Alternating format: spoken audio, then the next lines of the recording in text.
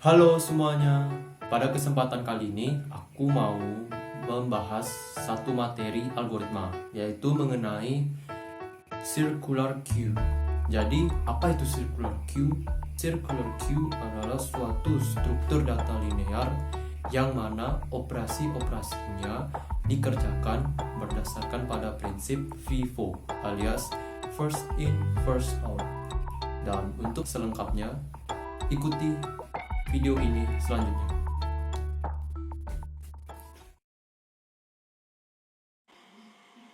Halo, kembali lagi bersama dengan saya, Andrew Fritz Efron Ambesa, dengan NIM 20055551015. Nah, pada kesempatan kali ini, saya akan membahas sedikit materi seputar circular queue. Baiklah, langsung saja. Apa itu circular queue? Jadi, circular queue adalah sebuah struktur data linear yang mana operasi-operasinya dilaksanakan berdasarkan pada prinsip FIFO, dan posisi terakhirnya dihubungkan balik pada posisi pertamanya untuk membuat sebuah lingkaran, alias circle. Circular queue juga disebut sebagai ring buffer. Untuk apa circular queue digunakan? Circular queue digunakan untuk meminimalisir pergeseran pada linear queue. Untuk kasus antrian atau queue pada umumnya, kita dapat menambahkan banyak elemen hingga antrian alias queue menjadi penuh. Namun, setelah antrian atau queue telah penuh, kita tak dapat lagi menambahkan elemen berikutnya, bahkan sekalipun ada ruang atau space di depan antrian alias queue. Selanjutnya, kita akan membahas mengenai operasi-operasi yang terdapat di dalam circular queue. Jadi, di dalam circular queue terdapat dua jenis operasi, yakni front dan rear. Front digunakan untuk mendapatkan front item dari antrian, sedangkan rear digunakan untuk mendapatkan last item dari antrian. Lalu lanjut mengenai fungsi-fungsi di dalam circular queue. Jadi, di dalam circular queue terdapat dua jenis fungsi, yakni NQ dan juga DQ. NQ digunakan untuk menambahkan suatu elemen ke dalam antrian, sedangkan DQ adalah kebalikannya. DQ digunakan untuk mengurangi suatu elemen dari dalam antrian. Untuk penjelasan fungsi dari circular queue secara lebih lengkap adalah sebagai berikut. NQ. NQ adalah fungsi yang digunakan untuk menambahkan sebuah elemen ke dalam circular queue. Di dalam sebuah circular queue, elemen baru tersebut selalu ditambahkan pada posisi belakang, alias rear position. Lalu, mengenai fungsi dari DQ secara lebih lengkap. DQ adalah fungsi yang digunakan untuk menghapus sebuah elemen dari circular queue.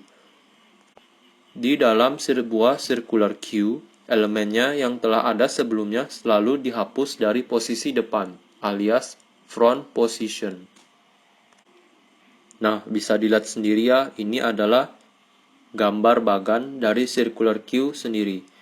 Karena indeks array selalu dimulai dari 0, maka bisa dibilang saya tuliskan di sana atau ketik dimulai dari 0, 1, 2, 3, 4, dan 5. Jadi totalnya jika kita hitung secara nyata berarti totalnya ada 6 item yang bisa dimasukkan ke dalam bagan ini. Nah, untuk source code dari circular queue yang lebih lengkap bisa dilihat di gambar ini.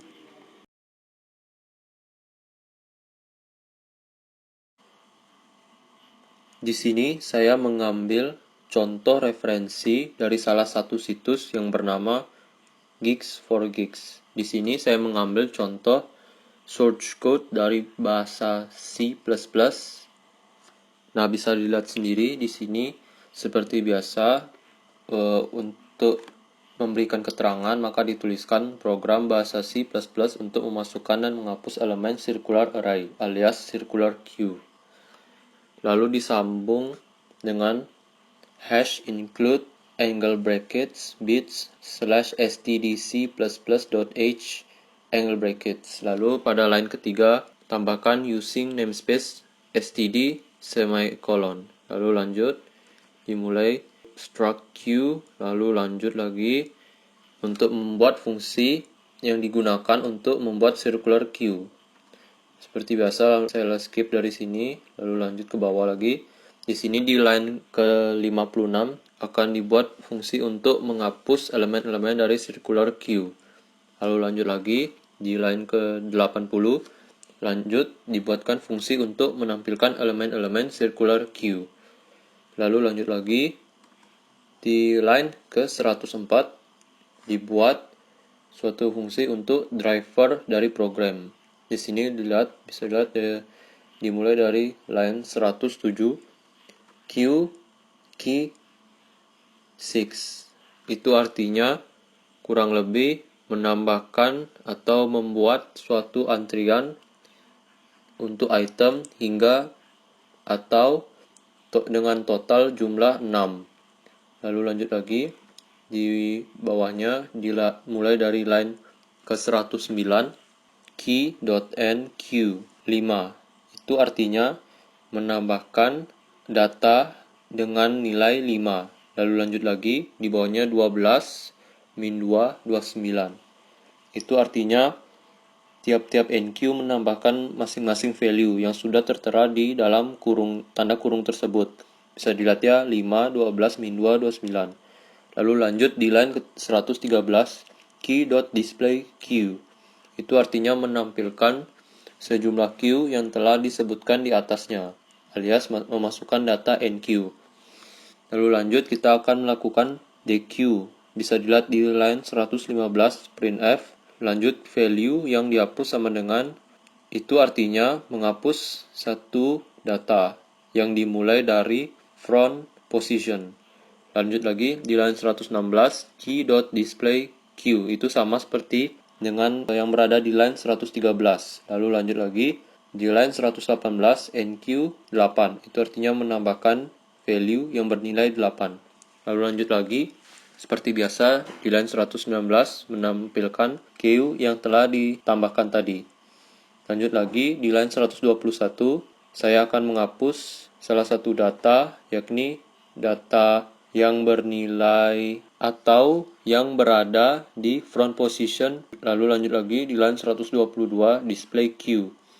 Lalu lanjut di line 124 saya akan menambahkan sejumlah data alias NQ 3 buah data, yakni min 5, 6, 9, dan juga 11.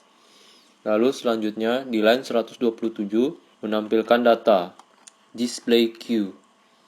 Lalu lanjut lagi sebelum penutupan ada return 0 semicolon di line 129 dan diakhiri dengan tutup kurung kurawal.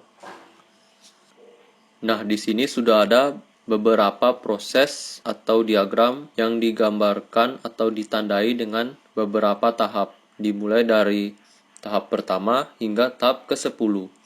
Bisa dilihat ya, saya akan bacakan dimulai dari kiri ke kanan dan ke bawah. NQ5, NQ12, NQ-2, NQ29, DQ, NQ8, DQ, NQ-5, NQ69, NQ11. Nah, di sini saya telah membuat circular queue trace table sebelumnya.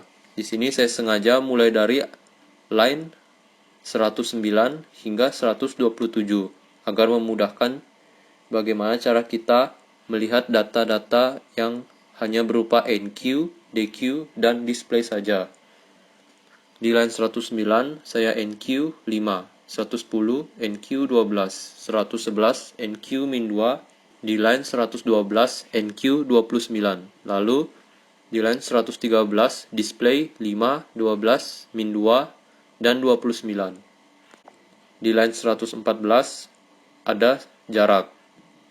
Di line 115 DQ 1 nilai. Lalu display di line 116 ada sisa 3, yakni 12, min 2, dan juga 29. Di line 117 ada jarak. Di line 118 NQ nilai 8. Lalu di line 119 saya display 12, min 2, 29, dan 8. Lanjut di line 120 saya beri jarak. Lalu di line 121 DQ 1 nilai. Jadi, di line 122, total yang bisa di-display adalah sejumlah 3, yakni min 2, 29, dan 8. Di line 123, saya beri jarak. Di line 124, NQ min 5. Di line 125, NQ 69. Di line 126, NQ 11. Jadi, di line 127, totalnya ada 6 nilai, yakni diantaranya min 2, 29, 8, min 5, 69, dan juga 11. Jadi, total data yang terdapat di dalam circular queue yang telah saya buat ini adalah atau sejumlah 6 buah. Nah, itu dia sedikit penjelasan mengenai materi seputar circular queue. Apabila ada salah kata, saya mohon maaf. Dan saya mengucapkan terima kasih yang sebesar-besarnya karena sudah menonton video ini. Sekian dan terima kasih.